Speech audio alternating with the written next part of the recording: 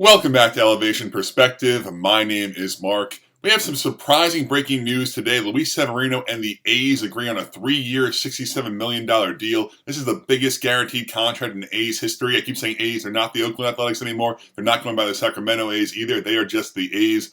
Let's break it down. Severino had a very strong bounce-back 2024 campaign with the New York Mets. He started 31 games in the regular season with a 3.91 ERA. He also made 3 additional starts in the playoffs to a 3.24. Very solid, very reliable pitcher in 2024. The Mets did offer Severino that qualifying offer for $21 million for the 2025 season. Of course, Severino did decline. I thought he was going to accept that, honestly, just because he came off of that terrible 23 season with the Yankees, had an ERA over 6. He was not really proving himself with his body of work to be reliable or consistent. So in my head, I was thinking, go back to the Mets where you just thrived in a really solid year. Do it again. That way you go out into the market in the 25 free agency and get a nice multi-year deal. But the A's said, no, we're ready right now. We're comfortable with what he did. We'll give him that 3-year deal right now.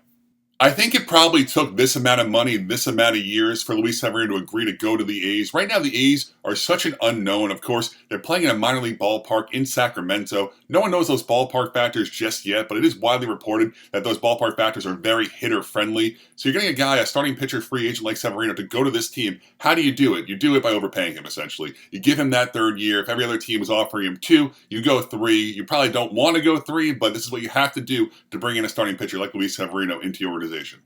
Right after the news of this signing broke, there was another report that came out. The A's made a big-time offer to Sean Manaea to bring him in as well. It's unclear if it was a pivot from Manaea to Severino or if they're in the market for both of these pitchers. I think they should be all over both of them, to be honest with you. Look at this rotation right now on paper. It is Severino. I think J.P. Sears has established himself as a real big league pitcher. After that, there's a lot to be desired. If this A's team is serious about competing, which, why not? Give it a shot. You got to bring in a lot more pitching than just Luis Severino.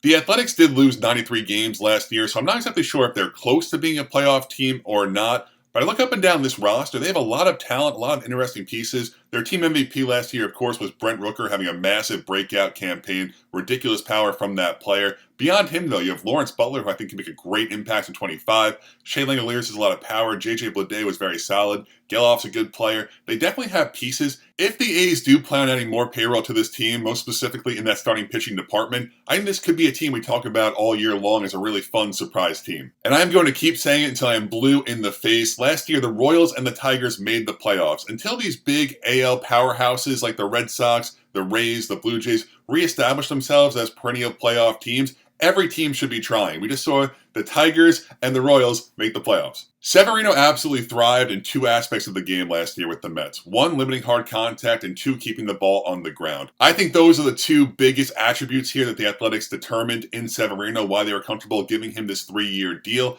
If he is able to sustain the strides he made last year, then this 3-year deal could look really strong for the A's. Now, to grade out this deal for the Athletics, I'm going to give the A's a solid B for this move. I think it's a super fun addition to their team, bringing in a legitimate starting pitcher at the top of that rotation. I hope they're not done. Like I said, I hope they're going to keep adding more pitching to this group, but Severino's a solid arm. I think he's a really fun presence as well in that clubhouse and should do a lot of really good things in his 3 years for the Athletics. We are now just 2 days away from the MLB winter meetings. It's probably the best time of year for MLB fans in the off season. I might have to make 5 videos a day during that time span if it does live up to all the hype it's getting right now. I think we also might get some Juan Soto news maybe tomorrow, maybe on Friday. I kind of have a hunch that Juan Soto will choose his team on Friday based on all these reports. But I'm super excited. Hopefully everyone is too. Thank you so much for watching and have a great day.